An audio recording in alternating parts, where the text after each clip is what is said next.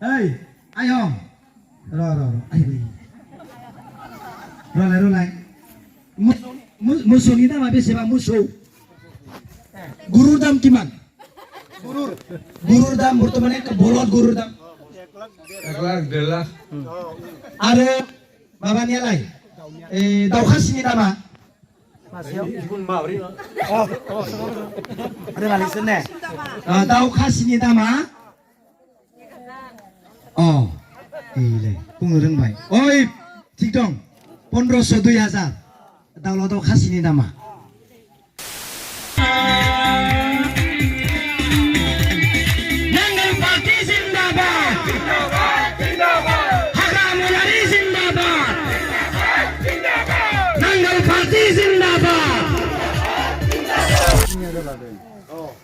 नाथाय एकदम भुवा इफोरो दा नैबेथ' धनतन्त्र नङा नालाय राजनितिया राजतन्त्रसो नङा होमबा दा 3,000 4,000 जुदि होनानै रेशन कार्ड लानांगौबा सोरबायदि नोंसोरनि बिटिसिआव एथ' हाजार बिघा हाया सरकारनि अबैध हा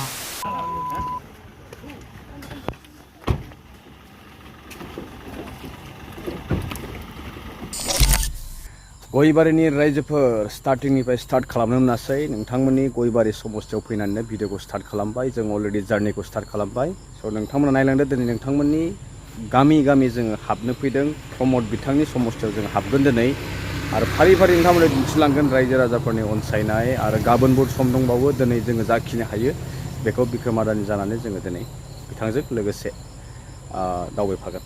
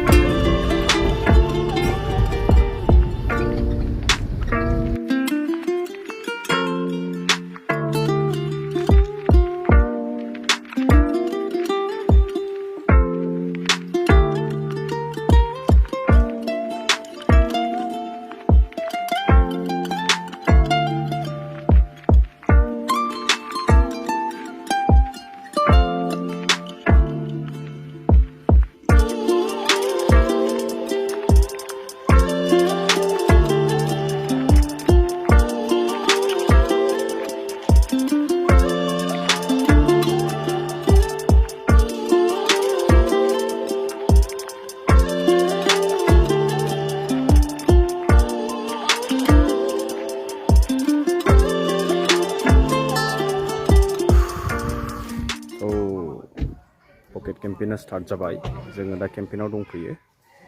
बिक्रम आदानि टीम जानानै स्टार्ट जाहांबाय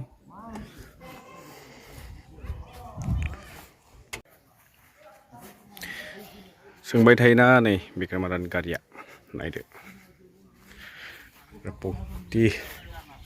केम्पेन जागासिनो नेक्स्टआव थांबावगोन जोङो दा इयाव गामि ओरैनो गामि फिसा केन्डिडेटबो दङ जोंना नै आसोलफोरा बुवा एस्कर्ट टीम हाबजोबगोन दिनै गयबारियाव पुरा नाथाय एकदम भुवा इफोरो दा नैबेथ' धनतन्त्र नङा नालाय राजनितिया राजतन्त्रसो नङा होमबा दा 3,000 4,000 जुदि होनानै रेशन कार्ड लानांगौबा सोरबायदि गुवाहाटी इउनिभार्सिटि दंखायो तेजपुर इउनिभार्सिटि दंखायो मानो बेयाव गंसे इउनिभार्सिटि नांगौ होननानै दा नुगासिनो निटआबो जाखाला निटआबो जाला नर्थ इस्टआव गंसेल' निट बहायनो हायो बे जाबाय मणिपुराव दंखायो होमबालाय मानोथो बे उदालगुरियाव नांगौ होननानै दानना होखाबाय दा परिबर्तना सोरहा जोंहा गैला आन्दलन खालामनाया नङा होमबा गैला जोंहा दा थाङो কাশ্মীৰতে বসুমতীৰ বাইদেউ আছে তেখেত হয়তো কোনোবা নাজানিব পাৰে তেখেত কিন্তু এডভকেট এডভকেট আমাৰ হাইকোৰ্টৰ উকিল এডভকেট বুজি নাপাব পাৰে উকিল তেখেত বাইদেউ এতিয়া মই দুই নম্বৰ খাদন দুই নম্বৰৰ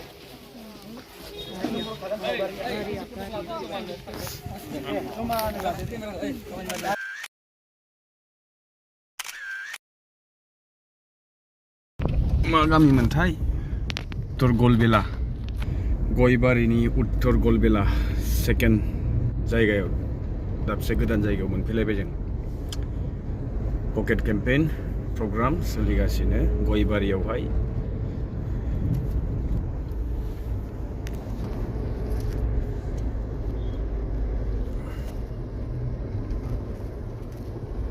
खालि गामियाव दङ जों दा बै न'खौ दिन्थिया बे न'खौ बे न'खौ नोंसोरनि बिटिसिआव एथ' हाजार बिगा हाया सरकारनि अबैध हा नों बे हाखौ सरकारनो होफिननांगौ अब्ला प्रमदनि सेहेराया गोजा जादों मिथिबाय मारै जागोन सार बियो जानांगोन नों एकर्डआव लिरनानै लाना फैदों 7.2 एकर्डखौ मावफुंनांगौ ना मावफुंनाङा होनना सोंग्रोदों मोनफ्रोमबो एकर्डखौ मावफुंनांगौथ' मावफुंनांगौ सार अब्ला नों सिङाव फै कम्पिउटाराव दिन्थिदों इमान हाजार बिगा दिनै बिटिसि एकर्डआव लानानै फैदोंमोन हाग्रामा महिलारिया बिनि एथ' हाजार हायानो सरकारि हा होननानै सिक्रेटि मोनदों बिनि थाखाय प्रमद बर'खौ सिगनेचार होदों प्रमद बर' आरो इउसि ब्रह्मखौ जुननि 12 तारिख 2023 सननि नोंसोरो बे लेखाखौ लानानै एबसु अफिसाव थांनानै सोंहैनो हायो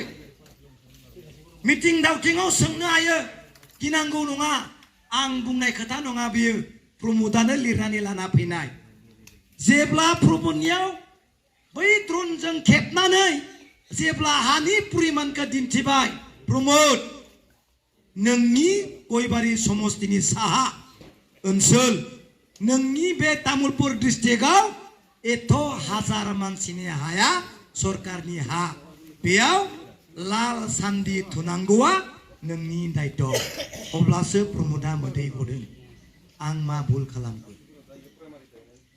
रायजोआ साकरि मोनाखैब्लाबो बिटिआरनि कदआ जाफुङाखैब्लाबो जेबो गाज्रि मोनाखै जेब्ला जिसिबि लानानै पुलिस मिलिटारि आर्मि एसएसबि लानानै जेब्ला लैहोर लैहोर लावथि लानानै फैबाय सिलाय बुन्दुक लानानै फैबाय अब्लासो प्रमदाबो गोजांदों आं मा भुल खालामगोन मिथिबाय इमान डेन्जार बे भुलखौ प्रमद बर'आ गाव होबथानो हाला गाव सिगनेचार होनानै फैखाबाय बे गोरोन्थिखौ हाग्रामा महिलारिनि अनगायै नांगोल पार्टिनि अनगायै बे लेखाखौ खावनै बिसिनानै जोङो अराव सावनायनि अनगायै जेबो गैया हाग्रामाया बुंदों नोंनि हाया 100 जानो हागौ नोंनि हाया 60 जानो हागौ नोंनि हाया सरकारि जानो हागौ नोंनि हाया फरेस्ट लेन्ड जानो हागौ खासलेन्ड जानो हागौ जेराव दोङो नों बेयावनो था आं 2003 मायथाइयावनो बे हाफोरखौ नोंनि होननानै सिक्रेटि होबाय रावबो आसामा बेखौ दांनो हाया आं जेब्ला पावाराव फैगोन सिख्लाबसेबो हा बे लिरनानै लाबोनाय बायदि सिख्लाबसेबो रावनिबो हाया दानगार जानाय नङा बे बर' एलेकायाव बे बिटिसि एरियायाव ओरैबायदि लिरदों सरकारि हायाव मन्दिर बानायदोंब्ला मस्जिद बानायदोंब्ला गिर्जा न' बानायदोंब्ला थानसालि बानायदोंब्ला सोरबाया न' लुदोंब्ला बेखौ मा होनना बुंदों रेगुलार एभिक्सन खालाम सेफाय बुलडुजार खालाम होननानै प्रमद बर'आ रोखा रोखा लिरनानै लाना फैदों जाय लिरनायखौ दिनै दुलाराय बर' फरायसा आफादाबो दिल्लीयाव 1000 बार थांबाय दिनै लाखिनो हायाखै हाग्रामाया बुंदों आं बिटिसिआव बेखौ लानानै फैखाबाय मिथिबाय बिनिखायनो हाग्रामाया बुंदों नांगोल पार्टीनि सरकारा जेब्ला फैगोन बे लेखाखौ खावनै बिसिनानै अराव सावगोन होननानै बुंदों मिथिबाय सरकारनिफ्राय जेबो मोनाब्लाबो नोंसोरो भुलखौल' दा खालामसै तामुलपुर एरियानि गयबारिनि रायजो राजा नोंथांमोन नोंसोरथ' होखागोन नोंसोरनि खाथियाव थानाय न'खरफोरखौ बुजायनांगोन ओनसोलाव थानाय सेंग्रा सिख्लाफोरखौ बोराय बुरैफोरखौ बुजायनांगोन जोंनि हाया मा जानो थांगासिनो दङ बिराद सिरियास मेटार प्रमोदा बेखौ दाबो बासायनो हायाखै बिनि थाखायनो उन्दुनो हाया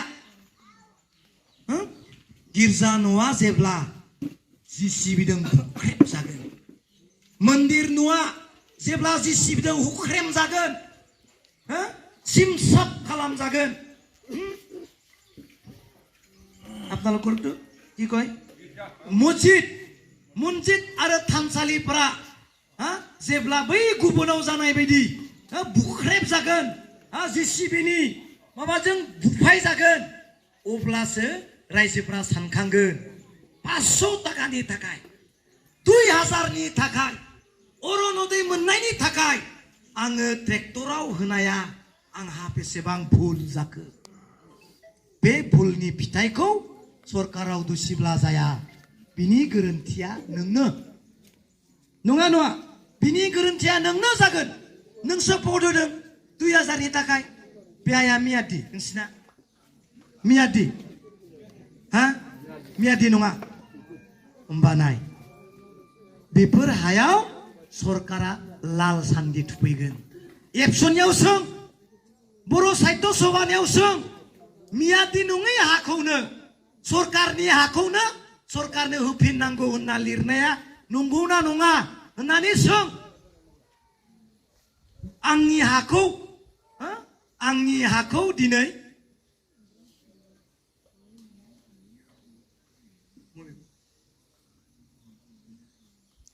दा एबसुआ फैयोब्ला दुलारा फरायसा आफादा मिटिं खुङोब्ला नोंसोर सों र' फिसारला बोरायफ्रा सों जोंथ' इंलिस बुजिया जों इंलिस बुजिया नोङो बे लेखाखौ एसे फरायना होसाय आं लेखाखौ गालांगोन नै बन्दुनो नों एसे फरायना होलाय फिसारला आरो बर'आव दानस्लायना होलाय मा लिरदों लिरनाय दङ सरकारि हायाव जायनो कब्जा खालामनानै दङ गोरिब हक माहाजोन हक भिखारि हक बिल्डार हक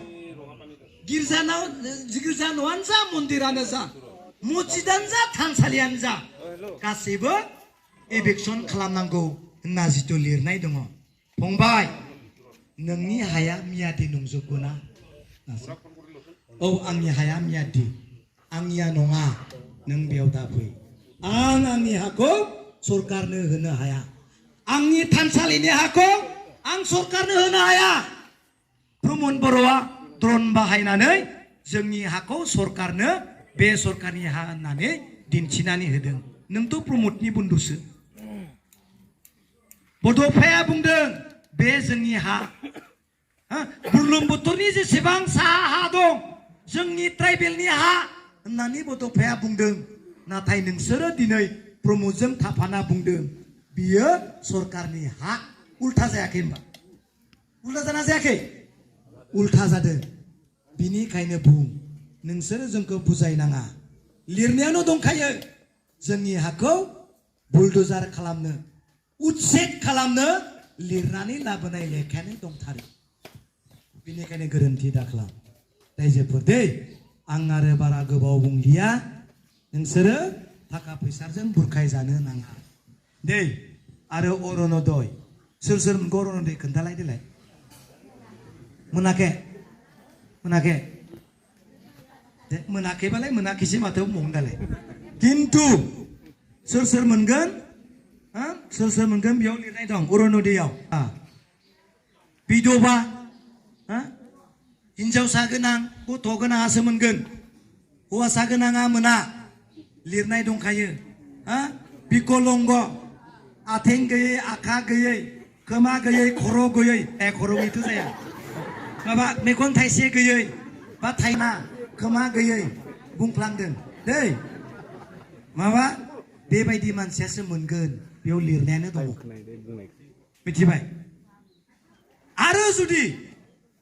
जुदि बिधवा जानोबा बा हौवा थैजानायखौ मा होनगोन बिधवा जानोबा नांथारगौब्ला बाजै मोनाव आदाया 1300 मोनगोन बाजै आदाया बारा लाया 10 थाखाल'सो लायो माबायालै दाउ बुथारग्राया मामोन घरा दना आदाया हंख्रदा ओरै हंख्र ओरै जायोना ग्रोब होदो मोनावनो दैमा थाबाय चं होनदो 1300 थाखा मोनगोन नों 10 थाखायावनो जुदि 1300 थाखा मोनोबा लाब जाया होमबा आयै दा खालामनाय फाब नाङो सनाफोर बाजै नाङा बेजोंनो थगायनो नागिरदो प्रमद बर'आ बेजों थगायनो नागिरदो नाथाय जोंखौ थगायनो हाया अरुणोदयजों हाला दा मादों नागिरदों मादों थगायनो नागिरदों আপুনি ভালকে জানিব আপোনালোকে বেপার করে না এটা ভাল গরুর দাম কিমান লয় 35-40 তার উপর 50 ষাঠিলৈকে যায় বেয়া পাব নালাগে হা এই খাচী মুৰ্গীৰ কিমান খাচী মুৰ্গী 600 টাকা 800 টাকা কেজি 600 টাকা 800 টাকা কেজি ওলাবা আর 1500 লাগাयाबो थाङो बोरमा खासियालाय मासे बुंदों आङो मासे दाउआ केजियावसो 1000 माबा मासे दाउआ 300 केजि जाया होमबा 1500-2000 लायो होमबाला मोसौनि दामानो 1500 50,000 60,000 जायोब्ला दाउला खासिनि दामानो 1500-2000 जायोब्ला मानसिनि दामालाय मानो 200 जायो हा पदम फुल आरो ट्रेक्टरा एसेबां प्रलोभन होबाय मोनसेबो जाफुङासै दामा खामबाय 200-300 आव नोंसिनि भटखौ बायनो नागिरबाय माने 500 टकायाव मोसौनि दामानो 40-50-60,000 ब्ला बाजै नोंनि दामा 500ल' जागोन बा नङा नङालाय आदैमोन आबौ होमबा साननायलाय आं मोखौनिख्रुइ खम दाम जागोन नामा फाग्ला सिग्लाबो जौ लोंख्रबग्राबाबो आंनि दामा मोसौनिख्रुइ खम नङा दाउला दाउ खासिखौ थब सानसुरा बेदरसो जायो जों बिनि दामानो 2000-1500 बिनिख्रुइबो खम दाम आं जायो नामा मानसिया हा 1500-500 बा 500,000 होनो नागिरदों प्रमद बर'आ फैसा पुरा मुजुद खालामना दोङो बिनि फैसाखौ सेना जानांगोन जोंनिया नङा मोनाव फैनायाव सेनायखौ मा दाय जानोब्रा एकदम मुख्रा खादो इलेक्सनाव फैसा राननो फैदोबा बै गामिनिया बेयाव 10 जन बै गामिनिया बै गामियाव 10 जन थां नङाबा सिनाय मोनगोन ना प्रमदा बेयाव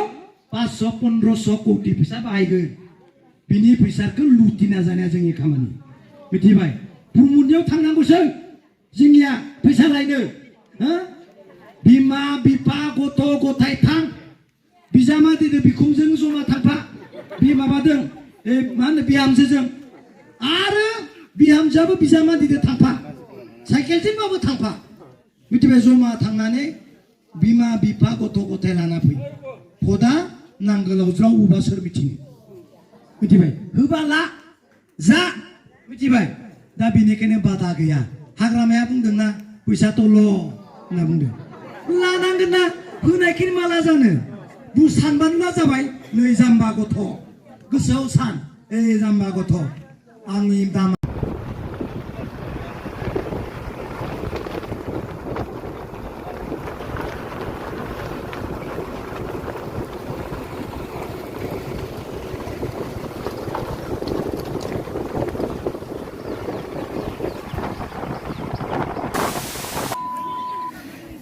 दाबसे गोदान जायगायाव फैलायबाय मोननै कमप्लिट खालामबाय बेनिफ्राय बे 3rd नाम्बार पकेट केम्पेनिं सोलिगासिनो दङ बिक्रम आदानि टीमजोंहाय लोगोसे जोंबो दैमाया नै जोबोद मोजांलै गयबारि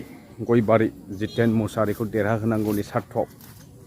गयबारि समस्थियाव प्रमद CM जोंहा एक्स CMसो होनांसिगोन नङा होमबा बेखौ फेजेनथारनांगौनि अलरेडि फेजेन माने जेनखानायखा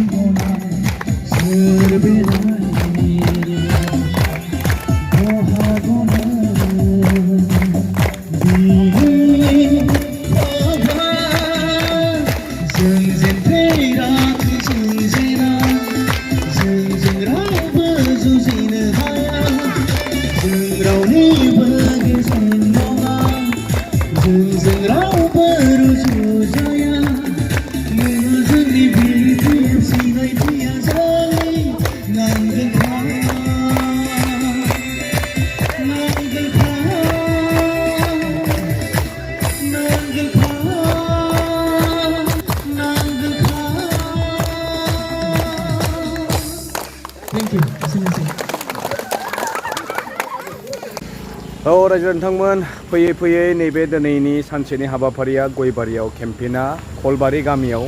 लास्ट जाफैबाय बाय जागासिनो दङ नोंथांमोना नायलांदो नेक्स्ट गाबोन दंबावो आरो गाबोन आं प्रेजेन्ट थागोन ना थाया मोनथिया थेवब्लाबो नाजागोन फैनो आरो ओमफ्राय नेक्स्ट जों थांगोन कक्लाबारियावबो बिक्रम आदानि पकेट केम्पेइन जागोन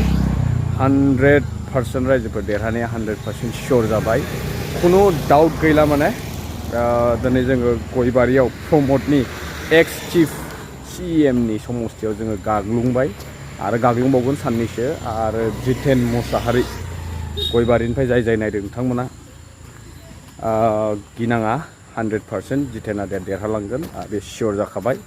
मानोना जों रायजो राजाफोरखौ नुबाय बिथांमोननि गोसोखौ जों मिथिबाय बिथांमोना जोबोद